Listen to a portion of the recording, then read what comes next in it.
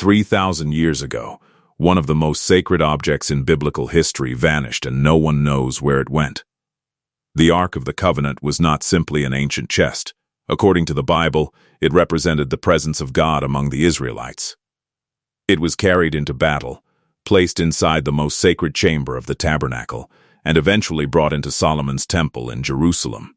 But then, sometime after the destruction of Jerusalem, the Ark disappears from the historical record. So what happened to it? Was it destroyed? Was it captured by an enemy? Was it hidden beneath Jerusalem? Or could the Ark still exist somewhere in the world today?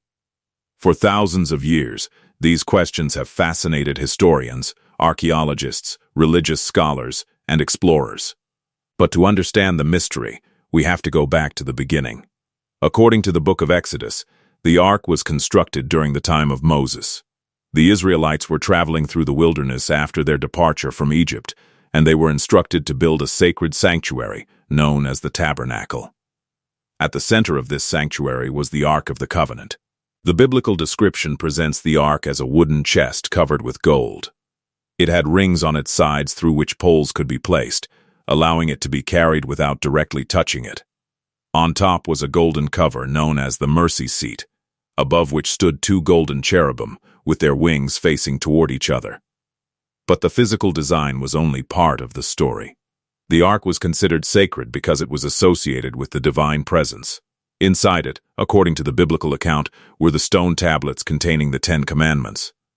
Later traditions also associated the Ark with other sacred objects connected to Israel's wilderness journey.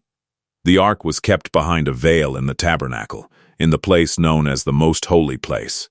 Only the high priest could enter that sacred chamber, and even he could enter only under specific religious conditions. The Ark therefore represented something far greater than an ordinary religious artifact. It represented the covenant between God and the people of Israel. As the Israelites moved through the wilderness, the Ark traveled with them. And then came one of the most famous moments in biblical history. The Israelites reached the Jordan River. According to the book of Joshua, the priests carrying the Ark stepped into the river, and the waters stopped flowing, allowing the Israelites to cross. Whether one understands this event as a miracle of faith or examines it as a historical tradition, the story demonstrates how central the Ark was to Israelite identity. The Ark appears again in the story of Jericho. According to the biblical account, the Israelites marched around the fortified city while the Ark was carried with them. For 6 days they circled the city, and on the 7th day they marched around it repeatedly before the famous walls fell. The Ark was not described as a weapon in the conventional sense. Instead, it symbolized the presence and authority of God. But the story also contains a warning.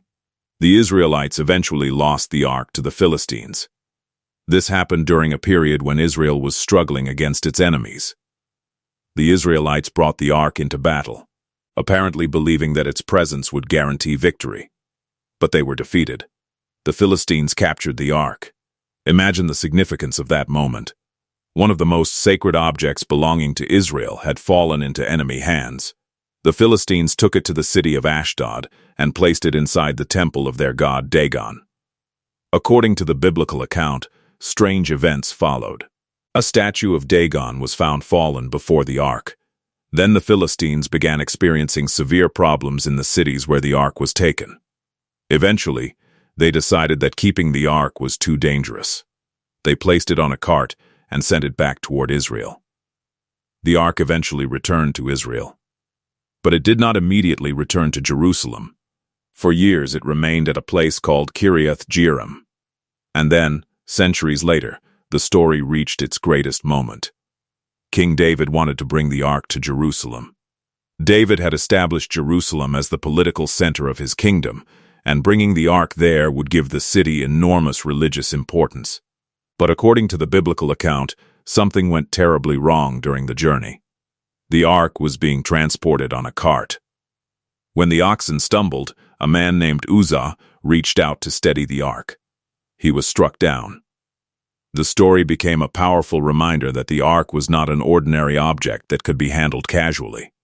Eventually, the Ark was brought into Jerusalem. and later, during the reign of King Solomon, it was placed inside the newly constructed temple. This was the height of the Ark's known history. Jerusalem had become the center of the Israelite kingdom. Solomon's temple stood as one of the most important religious structures of the ancient world, and inside its innermost chamber was the Ark of the Covenant. But then, history took a devastating turn. The kingdom divided. After Solomon's death, the United Kingdom split into two kingdoms, Israel in the north and Judah in the south. Jerusalem remained the capital of Judah.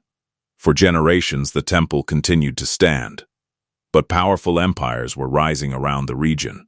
Eventually, the Babylonian Empire under King Nebuchadnezzar II invaded Judah. Jerusalem was attacked. And in the 6th century BC, the Babylonians destroyed the city and burned Solomon's temple. This is where the mystery becomes almost impossible to solve. Ancient records describe the destruction of Jerusalem and the removal of valuable objects from the temple. But the biblical and historical records do not clearly tell us what happened to the Ark. There is no universally accepted ancient record saying that the Babylonians captured it. There is no archaeological discovery that conclusively identifies it, and there is no confirmed historical account describing its final location. The Ark simply disappears. And that disappearance created one of history's greatest mysteries. But there are several major theories. The first possibility is that the Ark was destroyed during the Babylonian invasion. The temple was burned, Jerusalem was devastated, and countless objects were destroyed or carried away. If the Ark was inside the temple when it was destroyed, it could have been burned, broken apart, or otherwise lost. However, some people argue that such a sacred object would have been hidden before the invasion. And this brings us to the second theory. Perhaps the Ark was secretly hidden beneath Jerusalem. Jerusalem is built on layers of ancient history. Beneath the modern city are remains from different periods, including structures connected to ancient Jerusalem. Some traditions claim that religious leaders anticipated the Babylonian invasion and hid sacred objects in underground chambers. One of the most famous locations associated with these theories is the area beneath the Temple Mount. But there is an important distinction. Traditions and theories are not the same as archaeological proof.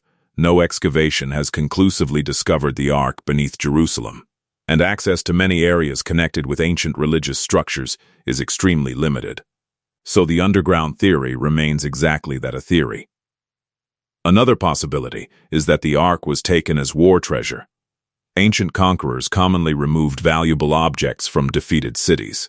Gold-covered religious objects would have been particularly valuable.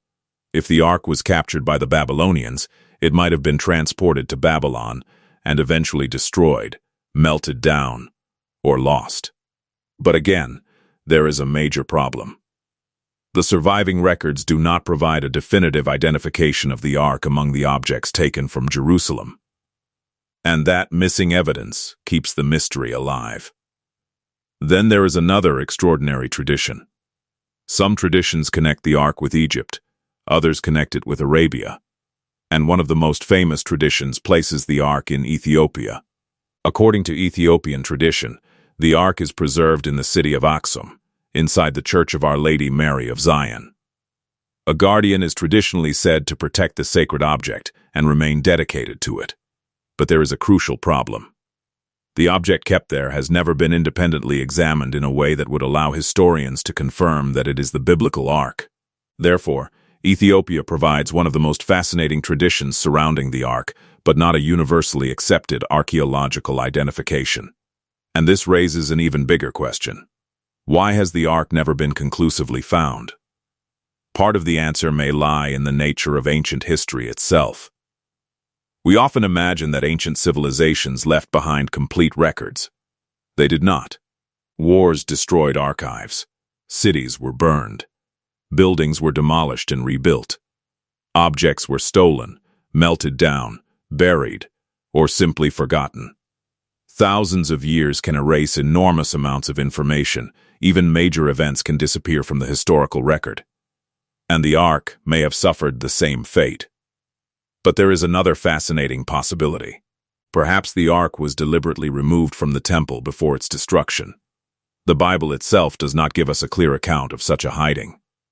But later traditions developed around the idea that sacred objects were protected from invading armies. If the ark was hidden, whoever hid it would have needed to keep the location secret. And if that secret was never written down, the location could have been lost forever. Imagine the chain of events. A small group of people knows where the ark is hidden. They protect the secret. Generations pass. Wars occur. People die. Cities change. Languages disappear. And eventually, no one remembers the exact location. The object could remain only a few meters beneath the ground, while the world searches thousands of miles away.